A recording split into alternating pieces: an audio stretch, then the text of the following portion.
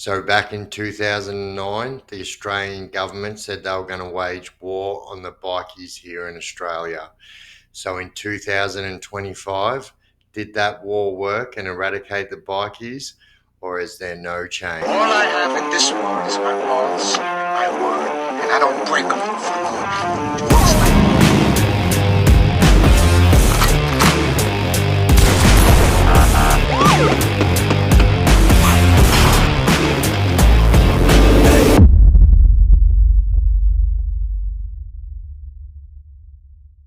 Rightio legends, Chaos Chronicles, and we're back again with another banger. And so today we're doing a reaction video on Silent Witnesses video on the bikie crackdown and how the government waged war on the bikies here in Australia.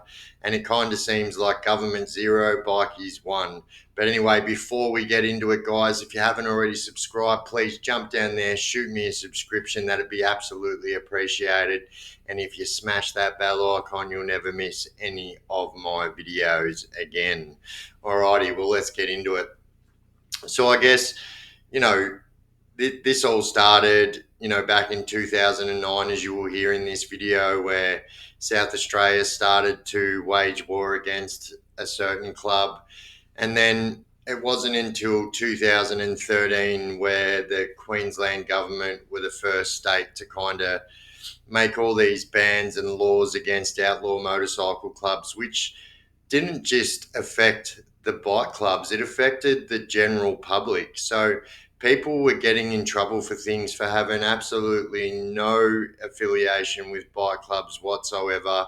So people were getting in trouble for having certain numbers on their clothing. So you are not allowed to have any type of insignia, gang or bike club insignia at all. And so people were getting arrested for wearing t-shirts that had certain numbers on it because these numbers may also represent a bike club. And people in the general public were getting hounded like they were bike club members. So if you ride over a group of 3 members back at the start, you could get arrested and sent to prison for these anti-bikie laws. And it was just getting out of control, and it is still out of control now. All these laws that they try and curb the bikies with absolutely affect the public too.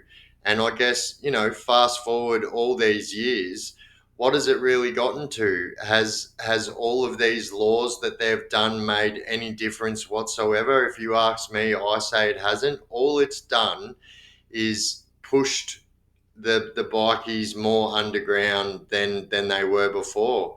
In some states you are not allowed to wear your patch anymore. Some states you aren't even allowed to have tattoos, like Queensland. You're not allowed to have two tattoos. The new laws just passed here in Victoria where you're not allowed to wear your patch in Victoria. You're not allowed to wear any bike club or gang insignia. You can't have any jewelry that's got anything with your bike club on it. And even the only rule that they didn't enforce here in Australia is the tattoos. In Victoria is the tattoos. So anything else, like rings with 1%er on it, or necklaces, bracelets, anything with any type of gang insignia on it is 100% outlawed. Now, I remember back in the early days of these anti-bikie laws, people were getting sent to prison for wearing t-shirts that didn't even have any gang insignia on them. They just had numbers on them, which the police have deemed to represent a certain bike club. Now, this was happening all the time. It was all over the news. It was big news. People were on holidays and just without a t-shirt on and showing tattoos that had their bike clubs on them and weren't even from that state, and getting arrested in that state for showing tattoos when in their state those laws didn't even go to them, so they didn't even have to worry about it. And yet these people were going on holidays and getting arrested. But the thing is these laws are affecting the general public just as much as they are the bikies. But the truth is, I don't really think it's made any impact. Not the impact that the government was wanting to make anyway. And like I said, from my point of view, it's only pushed these people to do things more underground and stuff like that.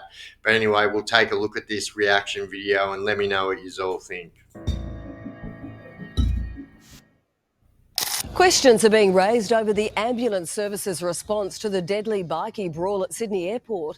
The Health Minister has demanded answers after recordings revealed a heated exchange between airport security and 000. March 22nd, 2009, Sydney Airport.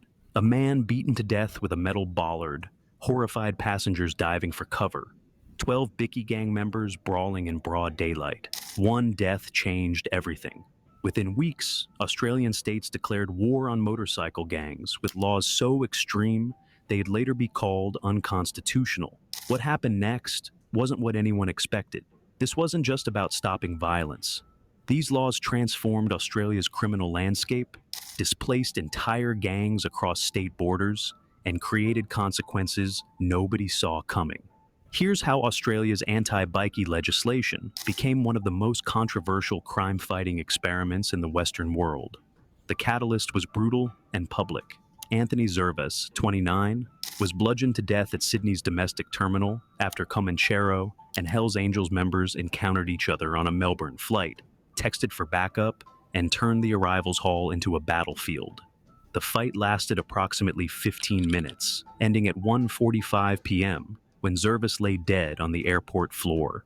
NSW's Premier Nathan Rees announced 75 additional officers for the gang squad and pledged legislation to prescribe motorcycle gangs like terrorist organizations, declaring this was a new low as gang violence had overlapped into the public domain. Police Commissioner Andrew Scipione stated, "If these people want to act like terrorists, we'll deal with them like they're terrorists." But South Australia had already moved first. In May 2008, Premier Mike Rann proclaimed the Serious and Organised Crime Control Act as the world's toughest anti-bikie laws, which came into effect on September 4th, 2008. The legislation allowed the Attorney General to declare organizations criminal without hearing their views, and magistrates could impose control orders restricting members' freedom of association. By June 2009, 8 Finks members had control orders imposed on them. However, the legal foundation was shaky. In September 2009, South Australia's Supreme Court ruled by 2-to-1 majority that a key section of the Act was invalid, finding it involved secret intelligence and administrative decision-making on matters that should be judicially decided. The High Court later upheld this decision 6-to-1, ruling that the law obliged courts to impose restraints whether or not a person had committed or was likely to commit an offense, which was incompatible with institutional integrity as an independent tribunal. Meanwhile, Queensland prepared the most extreme response. So for those of you that don't understand, so this isn't my video, this is a reaction video. So the owner of this video is called Silent Witness. And so for those of you that don't understand what a reaction video is, it is when I watch the video that's playing now and then I give my commentary on what's going on in those videos, just because a lot of people don't understand what a reaction video is about. And so, yeah, that's what it's about. So yeah, once again, this is not my video. The video credits go to Silent Witness. That's who's made this video. I am just doing a reaction to it. October 2013, the Vicious Lawless Association Disestablishment Act was enacted, imposing automatic additional sentences of 15 years for members and 25 years for office bearers of criminal organizations, on top of standard sentences. These mandatory sentences applied even if no imprisonment was imposed for the original offense, and unless offenders became informers, they weren't eligible for parole during the additional term. Queensland Bikies were suddenly banned from operating. So if you don't understand what was going on then, so the only way you could get out of any of these things they charged you with this anti-bikie laws was to become a snitch. Otherwise, there was no way out. Like, they're just like trying to get people hurt by doing that. Clubhouses, restricted to specific mobile phone types, and prohibited from all licensed venues. Groups of 3 or more members face jail for publicly congregating. And the definition was so broad that any group of 3 persons, whether formally organized or informally associated, could be targeted. In 2013, 3 club members, So that was, like I said, people were getting targeted when they have absolutely no connection, association whatsoever with any bike club, any gang, anything like that. named the Versace 3, became the first charged under the Consorting Act simply for meeting at a hotel to finalize a motorcycle purchase. The penalties were devastating. 5 men arrested at the Gold Coast Hilton Hotel, allegedly on holiday with childhood friends without wearing colors or riding motorcycles, were among the first charged. The immediate impact appeared successful. Queensland Police Minister Mark Ryan reported that consorting warnings increased from 230 in 2016 to 17 to 570 in 2017 to 18. However, beneath the surface, something unexpected was happening. Queensland members were forced to move to states like Victoria to maintain relationships, as interstate rides were reduced to nostalgic memories, and motorcycle culture transformed from freedom-loving enthusiasts into street gang culture. Associate Professor Mark Laux explained that when Campbell Newman introduced tough Queensland legislation, many violent bickies left and moved to South Australia and Victoria, creating displacement rather than elimination. Police intelligence revealed the Finks and Comancheros were scouting locations in Victoria to establish new chapters, with the Comancheros looking at Richmond or Port Melbourne, while the Finks already operated a tattoo parlor in Port Melbourne. Victoria became attractive precisely because it lacked the harsh laws other states had adopted. The effectiveness question became troubling. Overall, 202 individuals were charged as vicious lawless associates under the VLAD Act, but only 36 were identified as outlaw motorcycle gang members or associates, just 17.8%. After 2 years, no successful convictions occurred under criminal association provisions, and only a 4% reduction in BIKIE membership was achieved. As of January 2016, Queensland's war resulted in 2,573 offenders arrested on 8,582 charges, yet only 20 BIKIE members were charged under mandatory sentencing provisions, approximately 0.7%. By July 2015, only 45 participants had been charged under consorting laws, with no convictions. Former detective and criminology professor Terry Goldsworthy provided damning analysis. Goldsworthy stated, "There's no requirement for consorting laws in Queensland or NSE dollars to have any criminality attached to the consorting behavior," calling it a fallacy, and noted, "Police often overstate the role of outlaw motorcycle gangs in crime and organized crime." Goldsworthy concluded, "They have not dismantled OMCGs, they have merely driven them underground," noting that since 2012, 4 new feeder gangs and 280 new chapters for outlaw motorcycle clubs appeared. The human impact revealed darker consequences. A 56-year-old former bandito from Brisbane explained how the laws pushed him toward drug dealing, stating he eventually bought an ounce and started selling. Members remortgaged homes to acquire bail and sold motorcycles to pay legal fees. The laws radically transformed BIKIE culture, as what was originally centered around motorcycle culture and freedom became an offshoot of street gang culture, with bikies turning from guys who liked bikes into guys who liked easy money. The constitutional challenges continued. The High Court eventually upheld some Queensland provisions, while finding the legislation's language was apt to create confusion, and the new offenses were capable of having a wide operation, which might be thought to be unduly harsh. In 2016, Queensland's Labor government announced plans to repeal the VLAD Act after an independent task force report characterized the laws as excessively harsh. Despite severity, the VLAD laws secured only 2 convictions since December 2013. Attorney General Yvette Diath stated the scrapping was partly due to high chance of upheaval from a successful High Court challenge. The interstate arms race accelerated. Associate Professor Lausches explained that if motorcycle groups move state to state, as one state creates tougher laws, other states must respond or become victims, describing it as a poker game where you must match or exceed the bid. Western Australia's criminal law, unlawful consorting and prohibited insignia, Act 2021 made it illegal for club members to display colors, tattoos, and insignia in public, with maximum penalties of 12 months imprisonment. Consorting notices remained in effect for 3 years, and consorting with named offenders on 2 or more occasions became a crime with a maximum 5-year penalty. By 2025, the legacy remains complex. The laws achieve visibility reduction, but failed to eliminate organized crime. A Queensland task force reviewing the laws recognized that BIKIES are just a small part of the organized crime problem, and laws must deal with groups beyond just bike. So you can tell that the videos are AI because they say BIKIES instead of, well, actually, a lot of people in the States read how we spell bikies and say BIKIES anyway, so, but I think it's AI.